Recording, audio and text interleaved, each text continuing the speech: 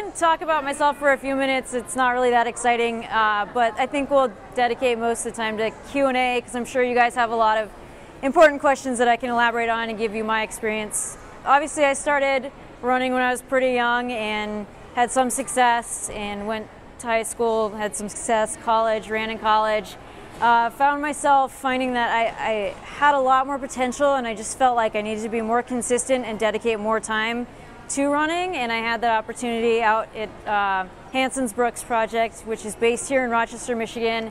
And you know, really the biggest thing I've learned throughout my time here is that you need a long time to develop and consistently train, and there are really no shortcuts to long distance running.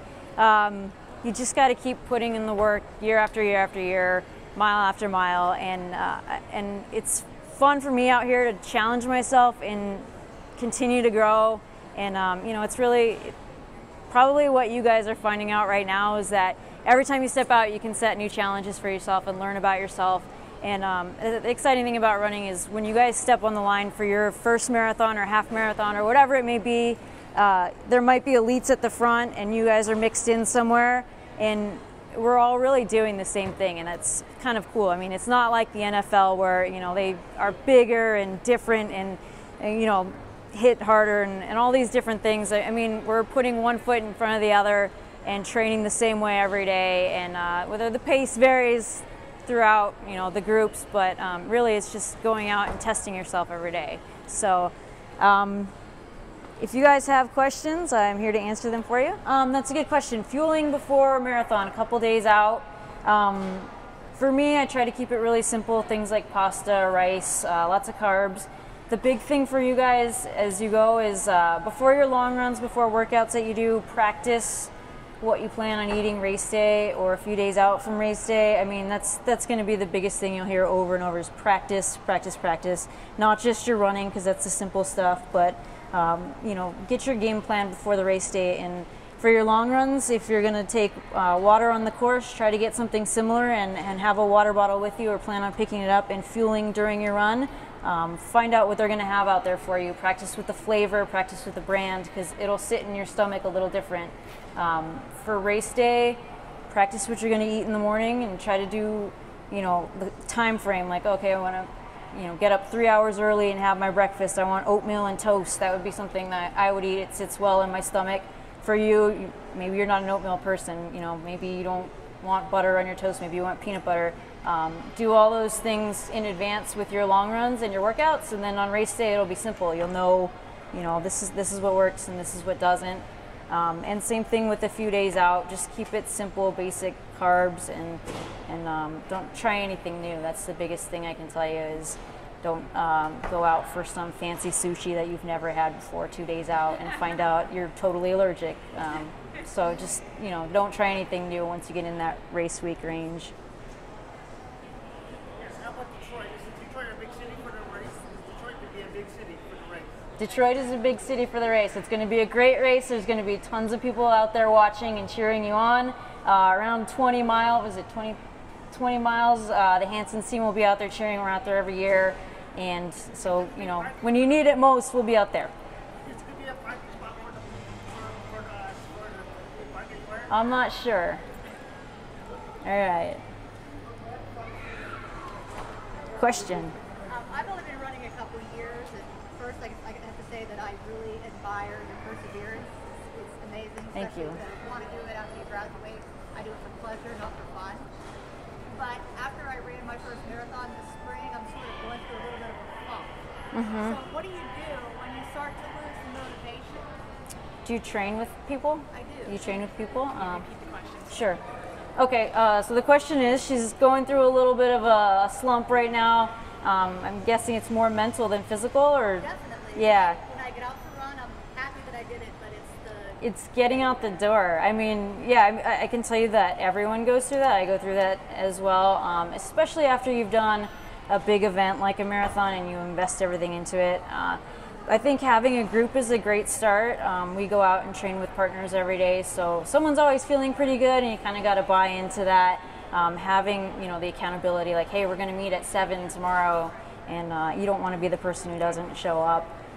So that always helps. I think the other thing too that always helps me is putting something on the schedule, you know, like to get you motivated, and maybe it's a little ways out, and just having that to look forward to gets me out the door. And you got to remember why you're doing it. For me, it's to challenge myself, and for you, you know, I'm sure there's an element of that as well. Like, you don't just put a marathon in your list, you know, it's a challenge for yourself. So find out what's motivating you, and even if it's something little, find out other ways to make it a little bit bigger, and have goals and set goals, whether they're short term leading up to something bigger, and you know, do that even if you need to day by day. Like, I just want to go out and run and meet, you know, talk to someone new on the run or whatever it is. But sometimes you just need those little things to break down and then have the bigger goal at the end. So.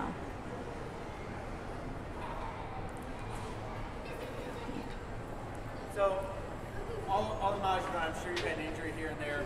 At what point do you know I should back off, or I'll be fine, I can kind of push through it? How do you kind of hit that point?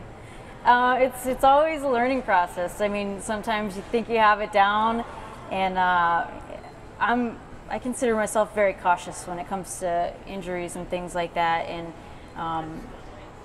you'll learn the difference between when you're wussing out or when you're hurting. You know, like, you know, this is something, and you know when you're in the middle of the workout and you're like, my hamstring's tight because I just want to be done tonight. Or it's, I should probably be back off. And you have to, you know, be on top of those things. And when you find those little things, like say you have to stop a workout early because your hamstring's hurting or something, you got to do all the little things to make sure it doesn't happen again. So get in for massage, use your foam roller, make sure you're hydrating, all of that, all those little things, so that you don't have to stop another workout, and you just jump on top of that early. Go see the PT, whatever it may be. And that'll help you learn the difference between the two. And you know, even obviously the level I'm at, I'm still learning that as well. It's a work in progress. Every time you kind of learn a little bit more about yourself and when to back off and when to be tough. So you just got to listen to your body, and sometimes you have to have mistakes to learn, and then go back the next time and say, yeah, I'll be a little bit smarter about it. Sure. How do you know that you're getting enough hydration during a long run or during a long race? Instead of just, hey, there's a little half cup of something. Sure. Yeah, getting enough hydration during the race. We shoot for, in our marathons, we get personalized bottles that are, we can set out whatever drink mix we want, and it's 8 to 10 ounces is what we shoot for. For you guys, you'll get cups along the way, and sometimes you're splashing it, and sometimes they're filled up that much. A good rule of thumb is to just drink early, drink often is what we say.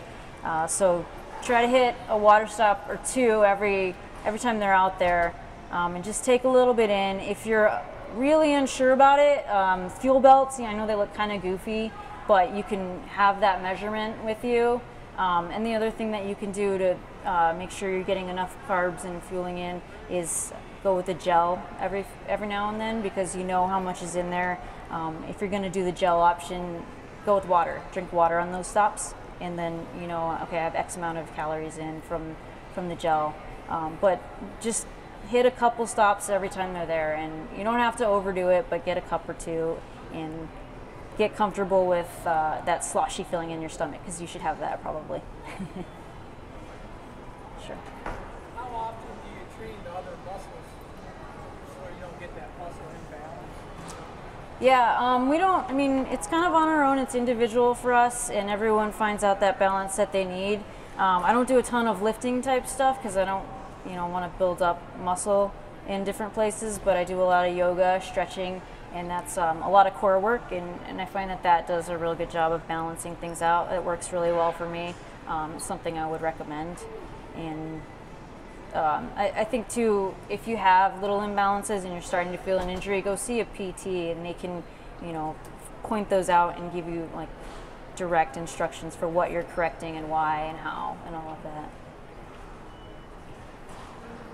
What's the best way to increase your stride length? Increasing stride length. That's a good question. Strides.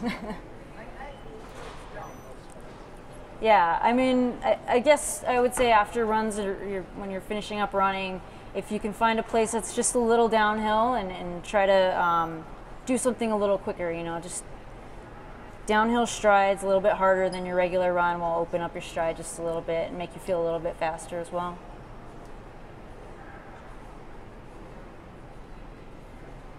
Anybody else have? There you go.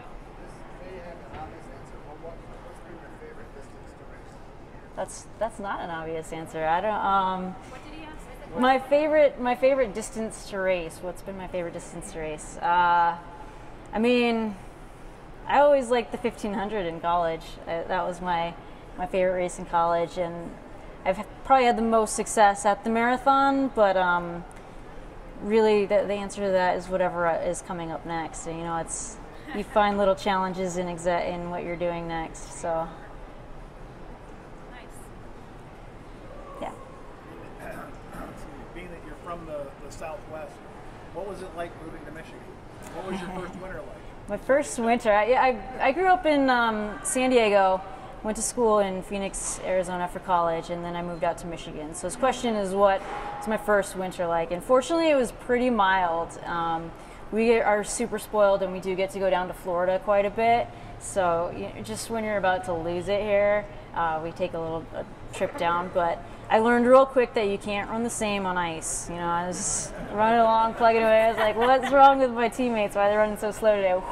And learned really quick. Can you tell us a little bit about how you've been recovering from your injury and any suggestions for us on if we're injured, how to recover it? Sure. And what's on your schedule next after you I'm actually still recovering from my injury. I had a stress fracture.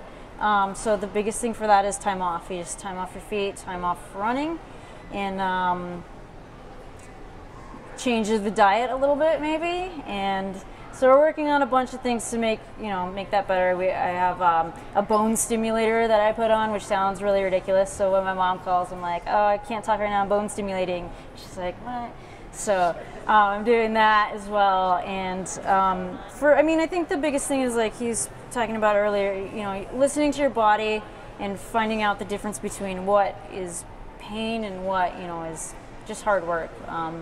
And it's a really tricky balance. And when you have something really big on your schedule and you're just trying to work your butt off and you don't want to feel like you're cheating yourself, it's hard to find, those little balances. But ultimately, when something hurts, you have to know the difference and not try to tough through things. And the big thing is being on top of the little things early. If you have a little soreness in your ankle, it can lead to tightness here and then something here, and all this. If you miss that, so then all of a sudden everything's out of control. So if you feel little things, try to be on those right away. Do the little things, foam roll, and if you can get massages, that's a great way to stay on top of those things. Chiropractor, making sure your body's aligned, and that will make sure everything's fluid as well. And those are things that obviously we have a great system in place that we can take advantage of all that, and I know everyone doesn't, but find out little things that you can do. Like the stick is a great tool for your lower legs, your hamstrings. It's just a long stick, and you can run it over, kind of self-massage. And the foam roller is another great one. So I'd recommend those both, definitely. Flying from Detroit to Atlanta, or flying from Detroit to Atlanta for the marathon race? Yes. I do have to connect my connection with the Delta flights. Any other questions? Yeah. So what sort of things, what sort of rules do you follow to avoid getting injured? Because what's the highest mileage that you run during your training from now? Sure. Rules to follow to avoid getting injured and highest mileage during marathon training. So I will get up to 120 miles a week, which is obviously a lot. But the rule that I would say is everything's gradual. It sounds like a huge number, but it's not something you just jump into. And we start just like you guys, pretty easy the first few weeks, and then you build up. What is it, 20%, 10% or 20? Yeah, it's a big difference. So the 10% rule, increase 10% every week, and make sure you're maintaining all of those little things as you increase, because you can jump on top of them early when your mileage is low, and recognize those. When you're in 120 miles a week, everything hurts. So you don't really, you know what I mean? Like, you're pretty deep in it. If something is a little bit off, it can go bad real quickly. So. Anybody else? Oh. Go ahead. Sorry. Up your calcium before you do a marathon? Upping calcium before marathon training. I haven't. I don't think there's anything wrong with it. A big thing is vitamin D, especially in Michigan. You know, you're not getting a ton of sunlight. I've actually heard from a few people that the majority of people are deficient or really low, so it's not a bad thing to, you know, I think it's pretty hard to be over on vitamin D. During the race, you break it up into parts and say, okay, the first 6 miles I'm just going to warm up, and now I'm Yeah, that's a great question. Mentally, how do you break up a race? I'm assuming like the marathon, you know, and that's something I definitely have learned to do. I will sit down. One of my tips is that I sit down before a race and I write out a race plan, and I kind of go through every segment of the race and how I'm going to approach it and what, you know, I want to get out of it and how I want to be thinking during it. And you want to do everything. When you write a race plan, you write about the things you can control, because, you know, you can't control everything in your race, so you worry about the things you can. And for example, I would say, like, let's get through the first 6 miles or so and just feel like you're warming up, getting into your rhythm, find your race pace, and then from there you want to, you know, relax and just start clicking off a certain time. And basically you want to, really what you want to do is stay calm through 20. If you feel good the first half, don't pick it up, don't change a thing. If you feel good through 18, don't pick it up, don't change a thing. If you feel good through 20, don't pick it up, don't change a thing. And after that, you're probably not going to feel good. So don't change a thing. And that's just how it is. And you know, I mean, everyone feels good the first 20 miles. And then when you get to 20, then you want to start breaking things up even more. Like, okay, I want to get to my next water stop, I want to take some water, and then I'm going to relax and, you know, just try to stick on this person next to me, or try to catch one person in front of me if someone's there. Little things like that to kind of just help break up the race. And because when you start thinking about, okay, well, there's 6 miles left and I feel like this, then you start thinking about how long 6 miles is. Then you know, you just want to take it little segments at a time and manage all the things you can within that segment, and then you focus on the next little goal. So it's a lot like, you know, things that get you motivated to get out the door. Same thing in the race. Like, all right, just focus on this segment, get to there, accomplish that. You feel good about accomplishing that, and then you work on the next thing. So, sure. A couple quick questions about the stress fracture. Where is your location, and was it related to compensating for another injury? And how long are they saying it'll take to completely, how will you know when it's repaired? Well, you go by feel in terms of how you know when it's repaired. There's a general timeline, 6 to 8 weeks, and then you go by feel. They can't take another, I mean, they can take another image, but it can clinically be healed before the image shows it. So you kind of have to feel it out and know, I mean, this is, again, learning about your body. What is pain and what is, you know, just lingering. Like, sometimes there's like the phantom pains too. So it's figuring all that out, and then the big thing is going to be starting back slowly, taking it really, really slow. And in this case, it'll be something like, let's run 15 minutes and then get in the pool or get on the bike. And then tomorrow you're going to run 20 minutes, get in the pool or get on the bike. So it's it'll be a long, slow process, but you know, every day you kind of set new goals and focus on that day. And right now, I'm, you know, when I get to run 15 minutes, I'll be really happy that I can run 15 minutes. So you're not running yet? Not running yet, pretty soon. And the fracture was actually in my femoral shaft. So, right in the femur. Neck or the shaft? The shaft. So.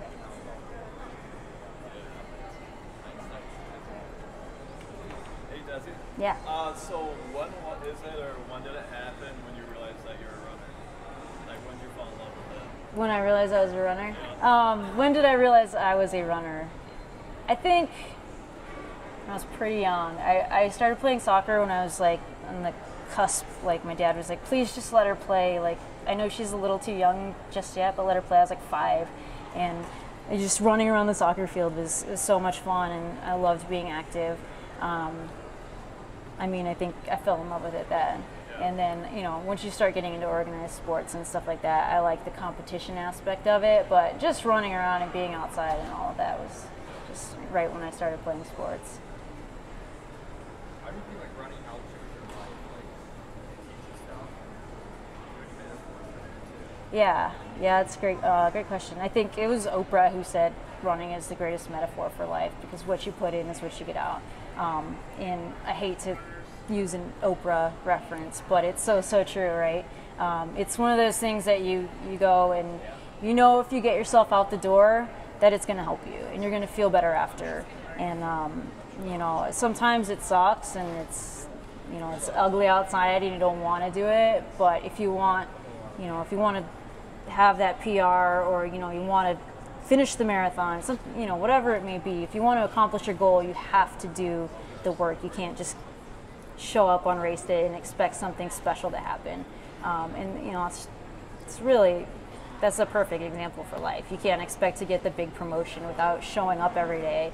You know, you're not going to get the A on the test if you don't study. I mean, you can rely on talent and being smart and all of that, but at the end of the day, if you don't challenge yourself and put in the work, you know, you're not going to get the best out of yourself. You're not going to find out what you're all about. So for me, that's really what I love about running, is that what you put in is what you're going to get out of it.